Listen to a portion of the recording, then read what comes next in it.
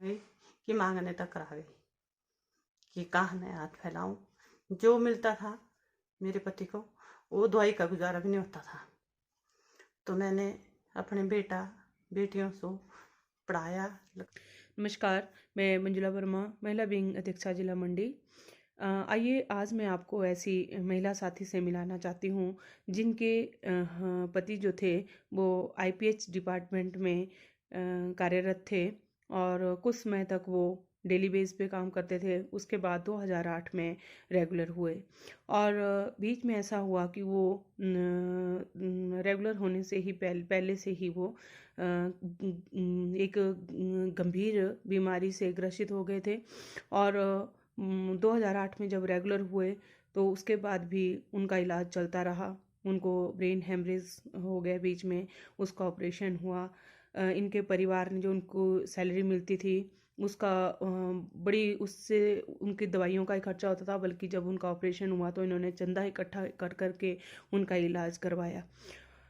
तो कितना मुश्किल है इस आज के महंगाई भरे दौर में गुजर बसर करना। 2017 में उनकी मृत्यु हो गई। आज उनका परिवार किस तरह से अपना गुजारा कर रहा है, आइए सुनते हैं उनकी जुबानी। ये है श्रीमती संध्या देवी जी। मैडम नमस्कार। नमस्कार। आप मुझे बताएं कि आपको कैसे कैसे हालात आपके रहे। आपके पति की मृत्यु हुई, मुझे सुनने में मिला था कि आपके घर की स्थिति जो थी बहुत दयनीय थी और आपके पति जो थे वो भी बहुत लंबे समय से बीमार थे। तो आपने कैसे गुजारा किया, थोड़ा सा बताएं और क्या क्या रही आपकी ज़िंदगी में क्या क्या आपने सहन किया। मैडम देखो, मेरे पति 2002 से पहले बीमार थे। तो मैंने अपने बच्चों का बहुत जोर शोर से है तो गुजारा किया। मेरे को ऐसी नौबत आ गई कि मांगने तक आ गई कि कहाँ मैं हाथ फैलाऊं। जो मिलता था मेरे पति को वो दवाई का गुजारा भी नहीं होता था।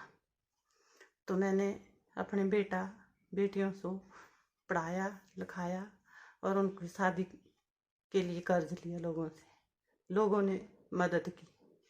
तो मैं उसके आगे अपनी गवर्नमेंट से एक गुहार लाती हूँ कि नौकरी भी नहीं है, ना मेरे को पेंशन है और मेरा जो है तो जीना हराम हो गया है। क्योंकि मुझे जो है तो सरकार की ओर से या जो ग्रेच्युटी वगैरह मिली तो उनसे मैंने जो तो अपना कर्ज ख़त्म किया और ना ही मैं गवर्नमेंट के पास जा सकती। और हम बीपीएल से संबंध रखते हैं और जो है तो मेरी सरकार से यही उम्मीद है कि मेरे को पुरानी पेंशन जो है तो बहाली होनी चाहिए, जिससे मैं अपने परिवार का पालन पोषण कर सकूं और मेरे बच्चे को नौकरी मिलनी चाहिए।